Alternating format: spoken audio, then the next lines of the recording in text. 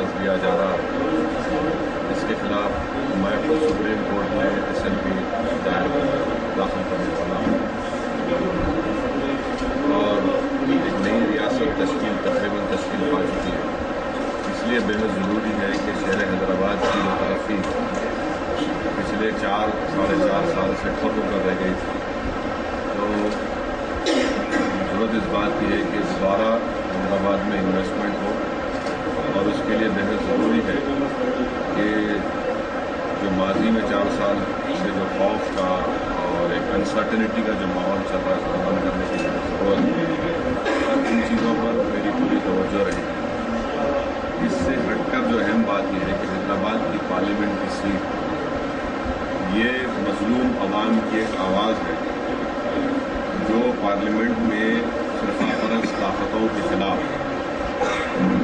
ان کے ناپاک عزائم کو روکنے کے لیے یہ ایک حیدرآباد کی پارلیمنٹ کی سیٹ وہاں پر یہ رول نبھا ہے.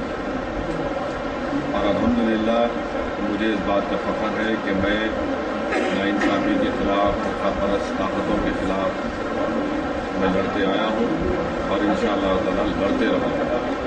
اور خاص طور سے جب پورے ملک میں یہ پیغام دیا جا رہا ہے کہ BJP آ رہی ہے اس کو توڑنے کی ضرورت ہے. اس پیغام کو یہ جو پروپیگنڈا ہے اس پروپیگنڈے کو اس کی جھوٹ کی منزل تک پہنچانے کی بہت ضرورت ہے. اور میری پوری کوشش ہوگی کہ یہ جو آواز ہے مظلوم عوام کی جو ہندوستان کے پارلیمنٹ میں گونجتی آئی ہے انشاءاللہ تعالیٰ یہ آواز پارلیمنٹ میں جائے گی ہر ناانصافی کے خلاف. اور میں یہ سمجھتا ہوں کہ حیدرآباد کی پارلیمنٹ کی سیٹ صرف میں اپنے آپ کو حیدرآباد کے تک محدود نہیں کر سکتا.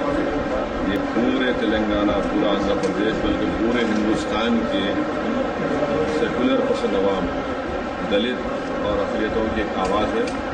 اور اسی لیے میں عوام سے آپ کے ذریعے سے یہ گزارش کر رہا ہوں کہ آپ دوبارہ اپنا اعتماد آپ کی جماعت آپ کی آواز آپ کی پہچان کو دیں اور اپنی جماعت کو نہ صرف حیدرآباد پارلیمنٹ سے بلکہ جہاں جہاں ہمارے رکن اسمبلی انتخابات میں حصہ لے رہے ہیں ان سب کو کامیاب کر کے فرقہ پرست طاقتوں کو شکست دیجیے, سیکولرزم کو کامیاب بنائیے اور جو ترقیاتی کام ابھی رکے ہوئے ہیں انشاءاللہ تعالیٰ ترقیاتی کام کو مجلس پورا کرے. صاحب BJP کی نظر حیدرآباد پارلیمنٹ سیٹ پر ہے اور ایسا بھی سنا جا رہا ہے کہ کچھ افراد کو خریدنے کی بات کی جا رہی ہے تو آپ کیا سمجھتے ہیں کہ کتنے کامیاب ہونے والے ہیں؟ میں یہ سمجھتا کہ آپ کسی کو خرید سکتے ہیں. ووٹ ایک ایسی چیز ہے جو بڑی قیمتی چیز ہے اور عوام جو ہے جس کو اپنا نمائندہ پسند کرتی ہے عوام ان کو اپنا ووٹ دیتی ہے. BJP کوشش کر لے لاکھ کوشش کر لے مجھے پورا یقین ہے کہ انشاءاللہ تعالیٰ وہ شکست کریں گے کیونکہ ہم پر ہیں اور جو پروپیگنڈا اور جو ایجنڈا لے کر BJP اس ملک میں آگے بڑھ رہی ہے وہ اس ملک کی جمہوریت کے لیے ٹھیک نہیں ہے. ہندوستان کی جمہوریت جو ہے جو ہمارے بزرگوں نے جب اس ملک کے دستور کو بنا رہے تھے تو اس میں ایک بات کی انہوں نے نشاندہی کی کہ ہندوستان کی جمہوریت پارلیمانی جمہوریت ضرور رہے گی مگر وہ میجورٹیرین ڈیموکریسی اکثریت کی جمہوریت نہیں رہے گی بلکہ شراکت داری کی پارٹیسپیٹو ڈیموکریسی رہے گی.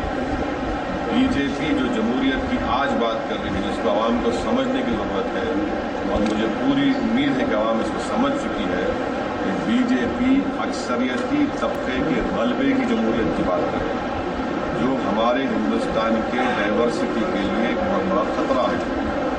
اور اسی ایک چیز پر مجھے پورا یقین ہے کہ عوام BJP کو اپنا اعتماد نہیں دیتے. سر مجلس کا ایجنڈا کیا ہے؟ کتنے پلیسز سے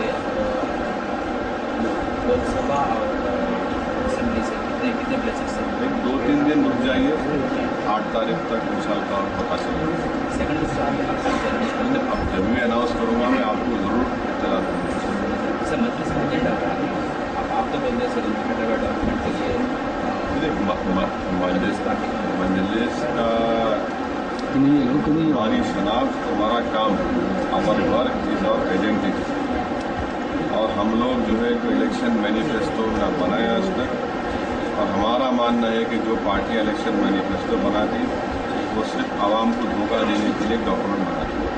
तो हमारा सबसे बड़ी हमारी कामयाबी क्या है कि हम हमेशा दिन के 24 घंटे, रात के 2 बजे, सुबह के अवलीन सातों में, कर्फ्यू में, गड़बड़ में, खुशी में, तकलीफ़ में, गम में मजलिस इत्तेहाद मुस्लिमीन अवाम को दस्तयाब है। ये हमारा काम है, ये हमारी शनाख्त है, और ये मिसालें कोई सियासी जमात नहीं दे सकती।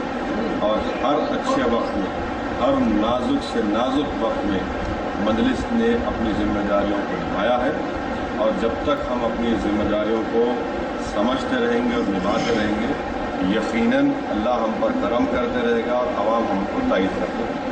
पॉलिटिकल पार्टी से हमारा कोई अलायंस नहीं है, मैं साफ और वाज़ेह तौर पर आपसे कह रहा हूँ। टीआरएस से फ्रेंडली रिलेशन कोई अलायंस नहीं है हमारे पास, कोई किसी भी सियासी जमात से हमारा कोई अलायंस नहीं है। कोऑपरेशन कोई अलायंस किसी सियासी जमात से नहीं है।